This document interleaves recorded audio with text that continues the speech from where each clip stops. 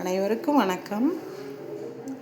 இப்போ எங்கள் வீட்டில் புளி இல்லாத குழம்பு அப்படின்னு எப்படின்னா பொரிச்ச குழம்புன்னு சொல்லலாம், அது புளி இல்லா குழம்புன்னு சொல்லுவாங்க. நான் அது வச்சுருக்கேன்.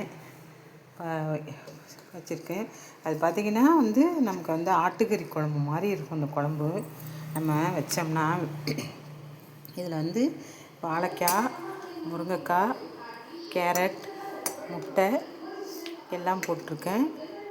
இதில் மிளகாத்தூள், தேங்காய், சோம்பெல்லாம் அரைச்சி ஊற்றி, மிளகாத்தூள் கரைச்சி, தக்காளி, வெங்காயம் எல்லாம் வதக்கி ஊற்றி, அப்புறம் அந்த காய்கறியெல்லாம் அலசி போட்டு நல்லா கொதிக்க விட்டு, அப்புறமா தேங்காயும் சோம்பையும் அரைச்சி ஊற்றணும். ஊற்றி திரும்ப நல்லா கொதிக்க விடணும். கொதிக்க விட்டு அப்புறமா வச்சோம்னா இது புளி நம்ம சேர்க்காமல் வைக்கிற குழம்பு. புளியில்லா குழம்புன்னு சொல்லுவாங்க, பொரிச்ச குழம்புன்னு சொல்லலாம். பொரிச்ச குழம்புல இப்படியும் வைக்கலாம், அப்புறம் பைத்தம்பருப்பு வேக போட்டும் வைக்கலாம்.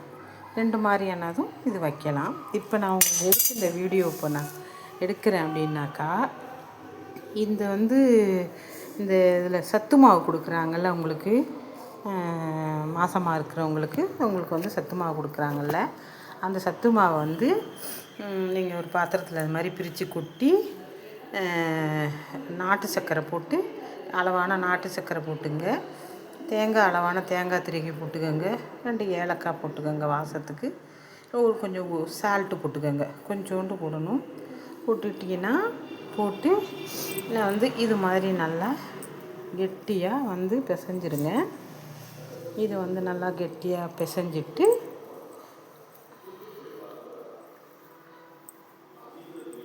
இது மாதிரி நல்லா கெட்டியாக இப்படி எடுத்துக்கோங்க.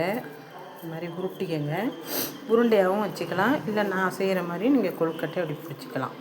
இது மாதிரி பிடிச்சி நம்ம இட்லி பானில் மேத்தட்டில் சும்மாவே வைக்கலாம். நீங்கள் துணியெல்லாம் போட தேவையில்லை. இது நல்லாயிருக்கும், டேஸ்ட்டாக இருக்கும், உடம்புக்கும் நல்லது, எல்லாருமே சாப்பிட்லாம். இப்போ சுகர் இருக்குதுன்னு வச்சிங்களேன், இப்போ சுகர் இருக்கிறவங்க சாப்பிட்ணும் அப்படின்னாக்கா அப்படியே போட்டுட்டு, நீங்கள் சர்க்கரை எல்லாமெல்லாம் போட வேணாம், அப்படியே தேங்காயை மட்டும் கொஞ்சோண்டு போட்டு அந்த மாவில் சத்து மாவில் இங்கே பாருங்கள், கொழுக்கட்டை எப்படி எடுத்து வச்சுருக்கேன் பார்த்தீங்களா. இது மாதிரி நம்ம எல்லாத்தையும் மாவில் எல்லாம் தண்ணி ஊற்றினா பிடிக்க முடியாதுல்ல, ரொம்ப ஒரு லெவலாக அப்படி பிடிச்சிக்க வேண்டியதுதான். இப்படி பிடிச்சி நம்ம இது மாதிரி இட்லி தட்டில் வைக்க வேண்டியது தான். இது மாதிரி வச்சுக்கோங்க. இப்போ நார்மலாக மாசமாக இருக்கிறவங்களுக்கும் இது மாவு வாங்கிட்டு